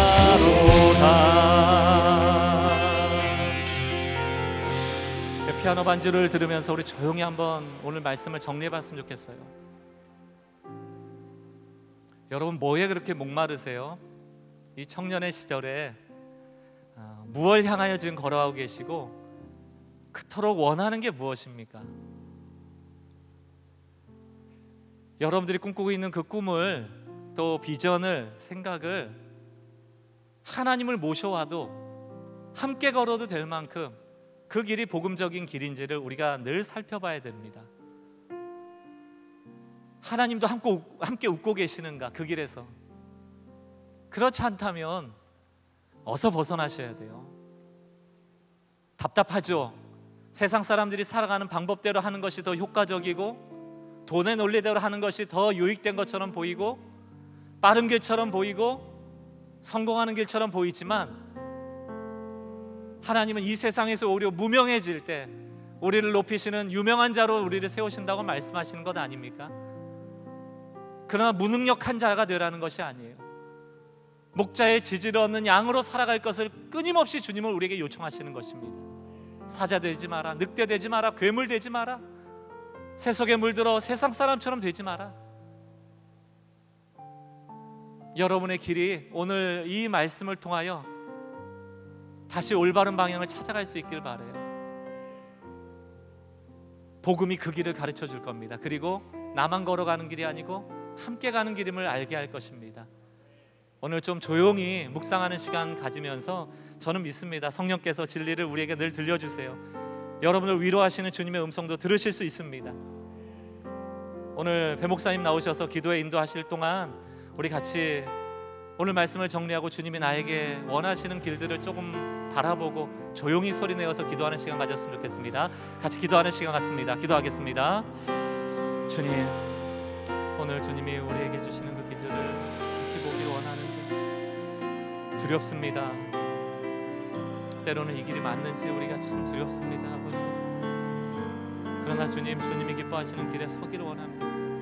하나님과 함께 웃는 길을 걷기 원합니다. 우리 명성의 대학 청년부 위에 아버지 하나님, 주의 성령님 동행하여 주시고, 오늘도 하나님 복음 안에서 발견되는 나를 볼 수 있도록 도와주시고, 복음 안에서만 우리가 발견될 수 있는 자기 자신이 있음을 깨달아요. 오늘도 하나님 아버지, 많은 벌점들이 우리 가운데 붙어 있습니까? 또 아버지 별점으로 교만한 자들이 있습니까? 오늘도 주님의 은혜 안에 특별한 자임을 기억하게 하여 주시고, 아버지 끝까지 남을 위하여 복음을 더 잘되게 하는 인생 될 수 있도록 주님 도와주시기 원합니다. 아버지 하나님, 그리스도 안에 우리가 있음을 믿습니다. 하나님 아버지, 오늘도 우리를 인도하시고 도우시는 주님의 은혜를 찾기 원합니다. 주님.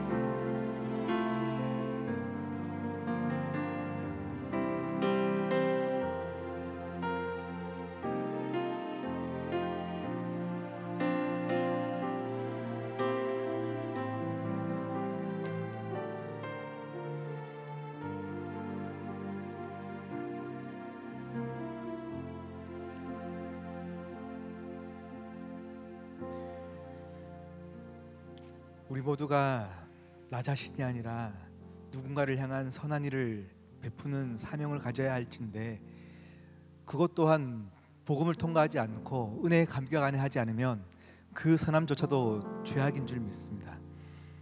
이 시간 먼저 우리가 함께 찬양하고 기도할 때에 하나님, 이 시간 우리가 찬양할 때 하나님의 복음의 감격이 회복되어지게 하여 주시옵시고, 하나님의 사랑이 느껴지게 하여 주시옵시고, 그 사랑에 감격되어진 자에 마땅히 누려야 될 그 복음 안에서 하나님 누군가를 사랑하기로 결정하는 은혜가 이 시간 가운데 있게 하여 주시옵소서.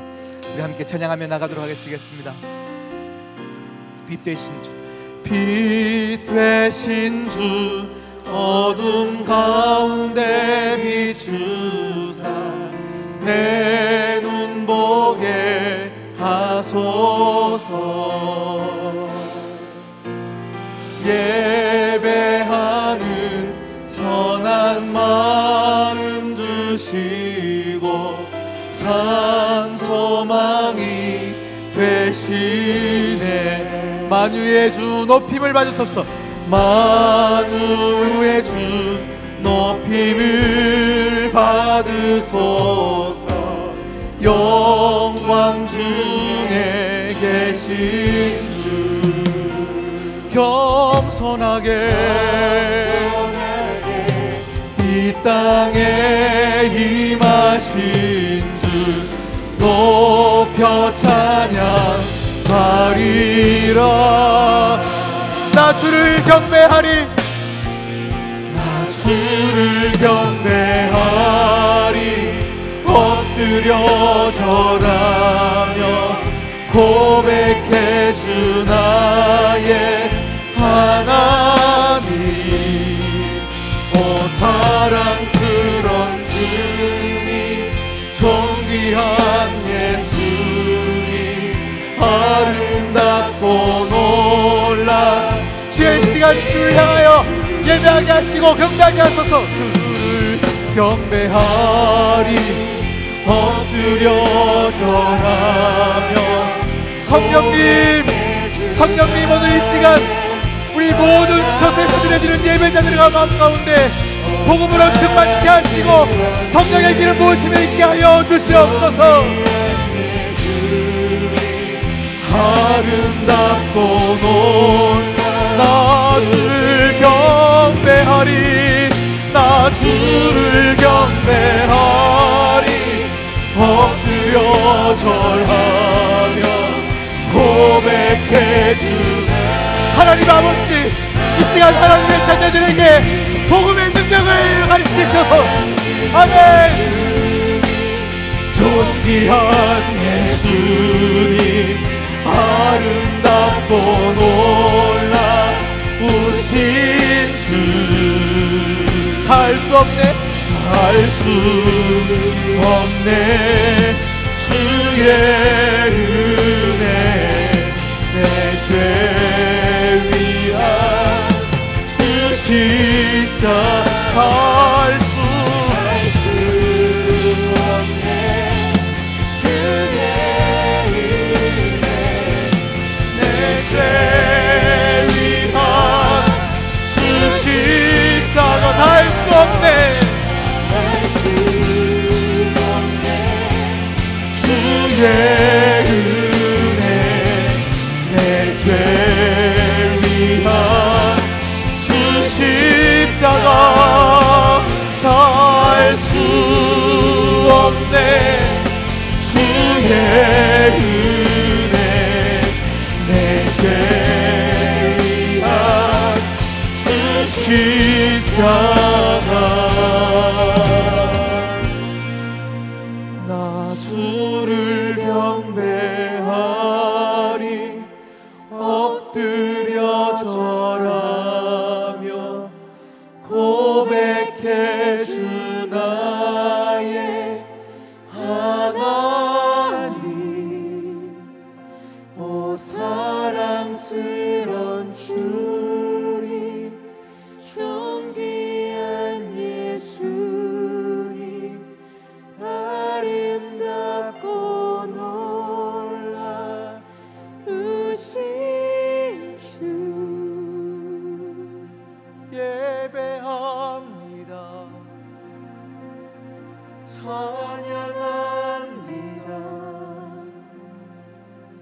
주님만 날 다스리소서 예배합니다 찬양합니다 주님 홀로 높임 받으소서.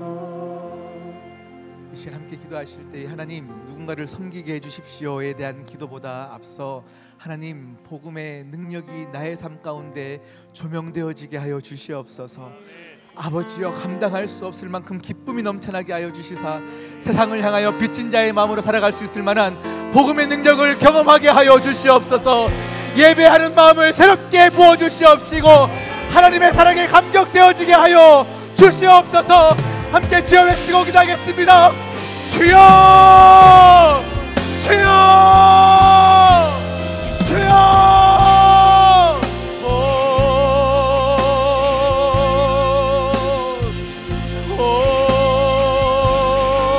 아버지 이 시간 성령님 부어주세요. 이 시간 성령님 우리 모든 청년들의 삶 가운데 주여 복음의 능력을 나타나게 하여 주시옵시고 복음의 감격이 넘쳐나게 하여 주시옵시고 십자가를 공간 그 은혜가 보혈의 능력을 나타나게 하여 주시옵소서.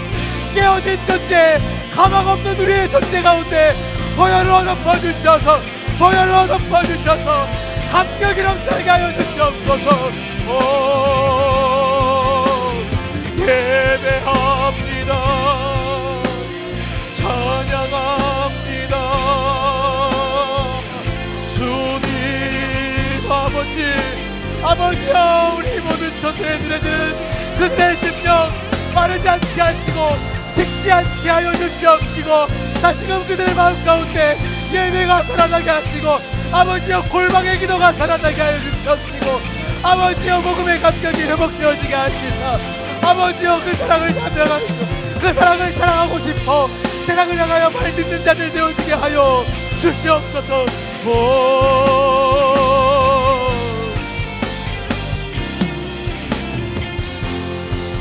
나 주를 경배하리, 엎드려 절하며 고백해 주 나의 하나님, 오 사랑스러운 주님, 존귀한 예수님, 아름답고 놀라우신 주.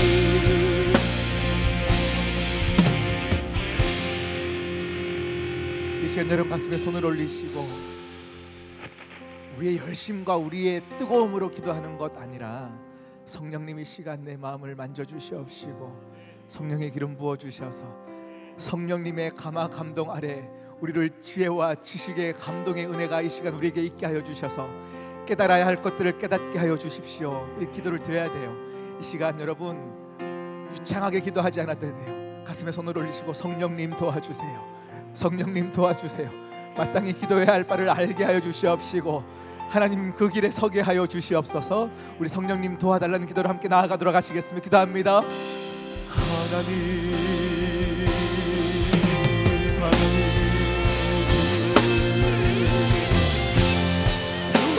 성령님, 성령님,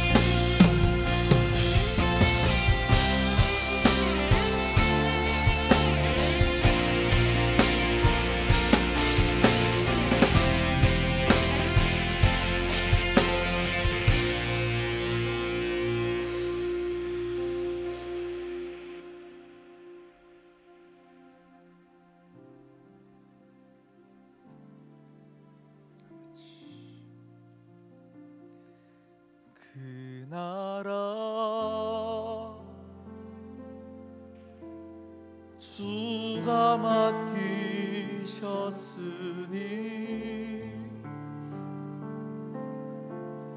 주 내게 말씀한 대로 순종하며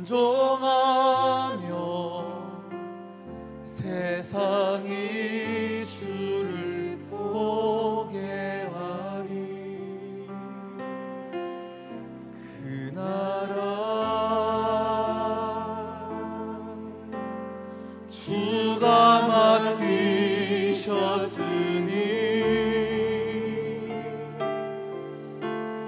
부르신 자리 섬기며 주만 예배하리. 주 곁에 설 때까지.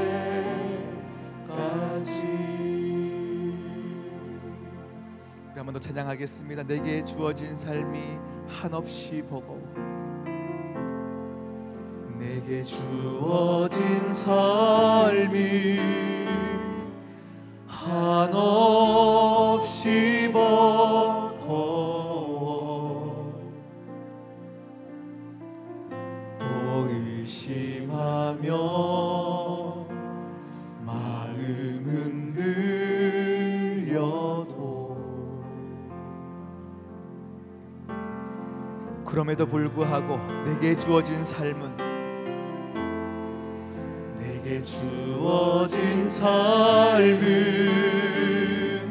주님의 것이라. 그 믿음으로 우리에게 주어진 그 길을 걸으리. 그 길을 걸으리.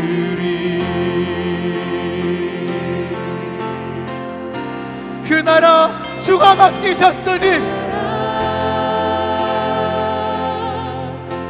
주가 맡기셨으니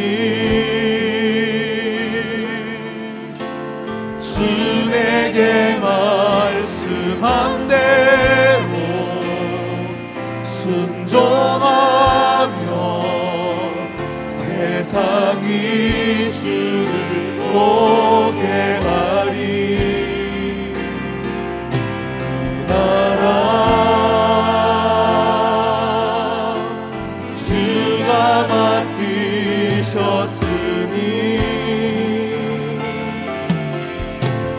부르신 자리 섬기며 주만 예배하리. 주 곁에 우리 한번 더 믿음으로 고백합니다. 그 나라 주가 내게 맡기셨으니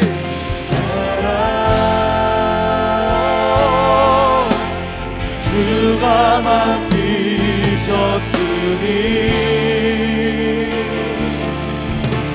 주 내게 말씀한 대로 순종하며 세상이 주를 보게 하리.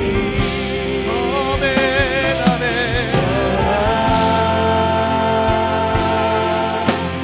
주가 맡기셨으니 부르신 자니 섬기며 주만 예배하리. 주 곁에 설 때까지. 많은 믿는 사람들이 영향력 있는 삶이 되길 원하지만 실상 조금 더 들여다보면 영향력 있는 자리를 원하는 것만 같습니다. 영향력 있는 삶은 자리와 상관이 없어요. 그가 어떠한 자리에 있던 정말 훈련된 사람은 그 사람의 주위에 영향을 끼치게 되어 있습니다. 아멘. 여러분, 하나님께서 여러분에게 맡기신 그 자리, 하나님께서 여러분을 디자인하여 주셔서 맡기신 그 자리, 하나님께서 세우신 자리인 줄 믿는다면 여러분은 그 자리에서 영향을 끼쳐야 되는 줄 믿습니다. 하나님께서 나에게 주맡겨진 그 자리를 믿고 나아갈 때에 분명히 우리 삶 가운데 귀한 하나님의 은혜가 넘칠 줄 믿습니다. 아멘. 우리에게 불려진 그 자리, 하나님이 어떻게 부르셨는지를 확인하는 방법은 멀리 있는 것이 아니에요. 지금 여기에 서 있는 이 부르심에 누가 인도했느냐입니다. 누가 인도했느냐. 분명히 우리의 삶을 하나님께서 인도하실 줄 믿습니다.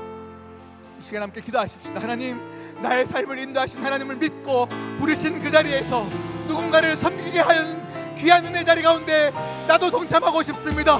그 자리 가운데 영향을 끼치고 싶습니다. 세상을 변화시키는 자로 삶을 살겠습니다.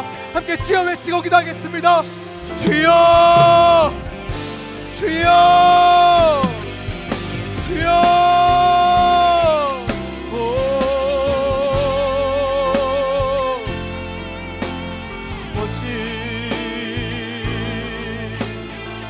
아버지, 너무 패역한 이 시대 제가 코로나가 범람한 이 시대 가운데 아버지여 우리 공동체 가운데 귀한 말씀을 주시매 감사합니다. 이 말씀의 씨앗이 각자의 삶의 자리 가운데 심기었으며 은혜의 삶을 살게 하여 주시옵시고 누리게 하여 주시옵시고 선한 영향력을 끼치는 자들로 귀한 정체성의 회복 있는 자들로 우리를 삼아 주시옵소서. 주여 함께 주여 부르시는 그 자리 가운데 주여 나아가게 하여 주시옵소서.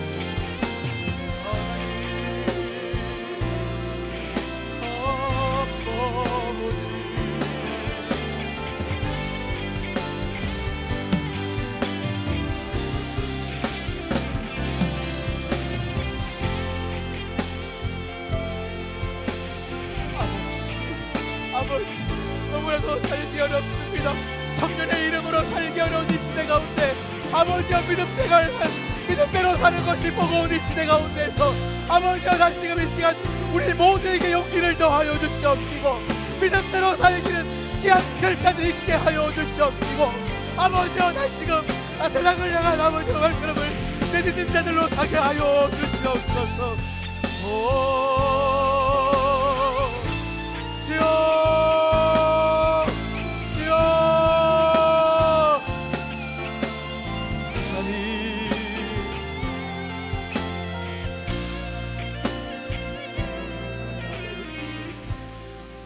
우리 한 번 더 같은 기도를 드릴 텐데요, 더 구체적으로 함께 기도하기를 소망합니다. 유종의 미 있을 유 마칠 종 그리고 아름다울 미를 써서 마칠 때가 있을 때가 그 끝이 아름다울 것을 얘기합니다. 우리에게 시작과 끝은 어디입니까? 새해가 시작하면 시작이고 연말이면 끝입니까? 아니면 일주일입니까? 아니면 매달 봄, 여름, 가을, 겨울입니까?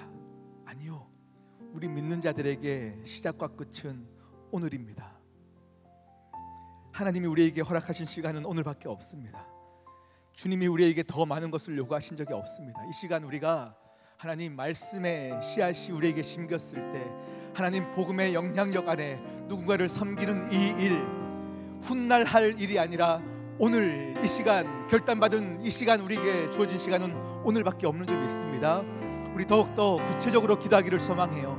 하나님, 내 삶의 자리 가운데 오늘 이 예배당을 벗어나 내 삶의 자리 가운데 예배 시간이 끝났을 때에 그 오늘 이 영향력을 흘러가게 하여 주시옵소서. 우리 함께 주여 외치고 기도할게요. 주여 주여 주여.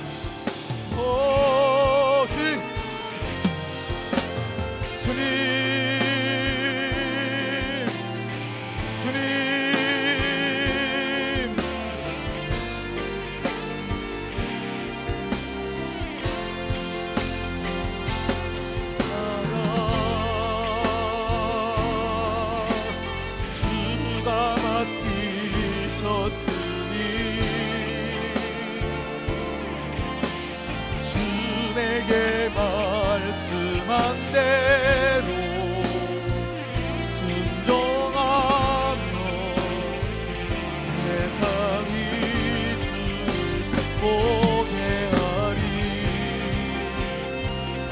주님, 저에게 허락된 이 오늘의 하루 이 시간 아버지여 상황과 감정에 이 힘이 살지 않게 하여 주시옵시고 하나님께서 이미 정해주신 하나님께서 이미 정해주신 그 귀한 정체성이 발견되어지게 하여 주시옵소서. 어려움 때문에 양됨을 포기하지 않게 하여 주시옵시고 늑대 되어지는 시간들을 피할 시간 가운데 누리게 아버지 다시금 양의 자리로 돌아가게 하여 주시옵소서.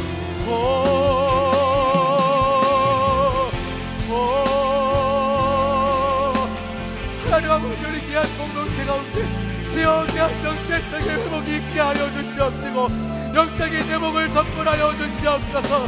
어렵다는 시대 가운데도 믿음의 사람들의 그 믿음 때문에 하나님 때문에 잘되게 하여 주시옵시고 하나님 때문에 마모되어지는 것들을 용기 갖게 하여 주셔서 세상을 섬기는 자, 세상을 굽는 자, 세상을 향하여 중보하는 자들의 삶을 서게 하여 주시옵소서. 주님, 주가 맡기셨으니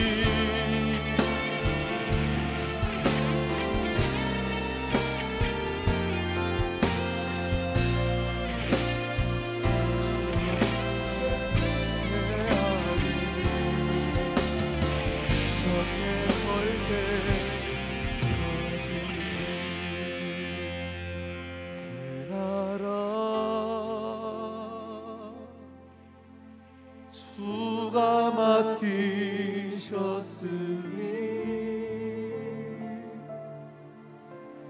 주 내게 말씀한 대로 순종하며 세상이 주를 보게 하리. 그날아 주님 주가 맡기셨으니 부르신 자리 섬기며 주만 예배하리. 주 곁에 설 때까지. 이 시간 마음으로 함께 기도하기를 소망합니다. 이 시간 여러분의 가정을 생각하시고 삶의 터전을 생각하시고 진로를 고민하는 그 상황으로 고민하시고 직장의 자리 가운데 여러분 생각하시면서 내가 섬겨야 할 선한 영향력의 자리는 무엇인지를 구체적으로 하나님께 묻고 구하며 결단하며 나가도록 하시겠습니다. 함께 기도하시겠습니다.